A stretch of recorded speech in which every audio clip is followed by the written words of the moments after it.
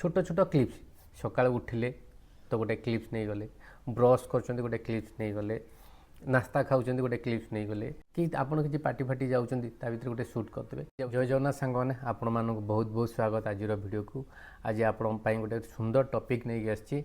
जदि आप YouTube Facebook Instagram video upload कर पैसा इनकम करने चाहूँगी ताले वीडियोटी आपण सांग मैंने सोशल मीडिया रू पैसा इनकम करने सहज कथा नुहे, किंतु लोक मैंने मासक लक्ष लक्ष टका इनकम करमिति कर सहज नुहे जदि करुँच।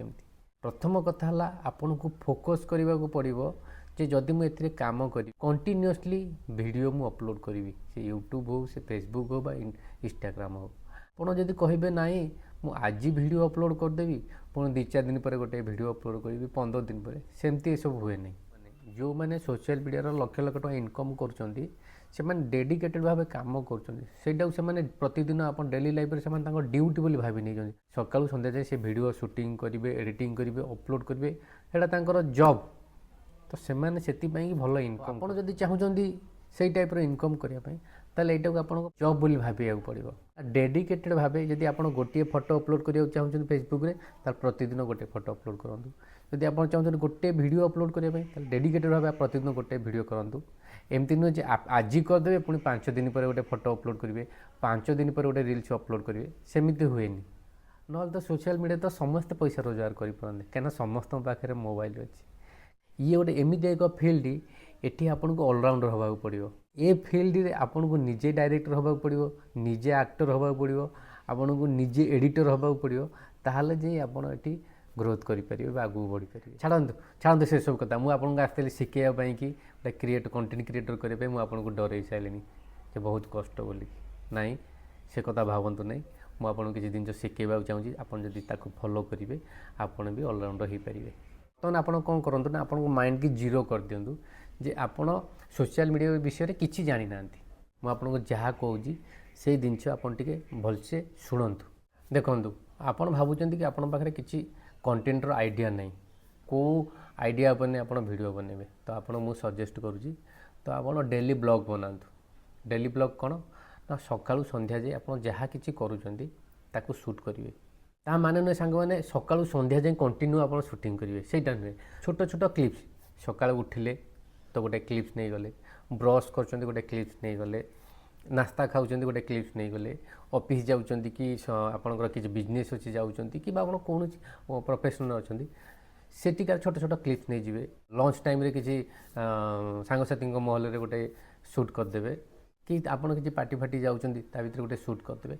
ताको आपड़ कौन करेंगे ना सबू वीडियो क्लिप्स भितर जो जो पॉइंट आपको वीडियो क्लिप्स भल लगे टोटाल आप 60 सेकेंड मिनी ब्लॉग मुझे कही 60 सेकेंड 57, 58, 59 पर्यंत ही रखिए। जो वीडियो आप बाछिकी रखिंट तापर गोटे स्टोरी क्रिएट करेंगे। आप ये मत कहे जे स्टोरी केमती आम क्रिएट करूँ सांग मैंने स्टोरी गोटे आइडिया आपड़ ने आप सकालू संध्या जाए जहाँ किसी करूँगी सांग मैंने बर्तमान मुझे उठिली ब्रश कली मोर ऑफिस टाइम लेट हो गले मुझे तरबर होकर बाहर यही सब जिनस पेन एंड पेपर नहीं जी लिखिदेवे।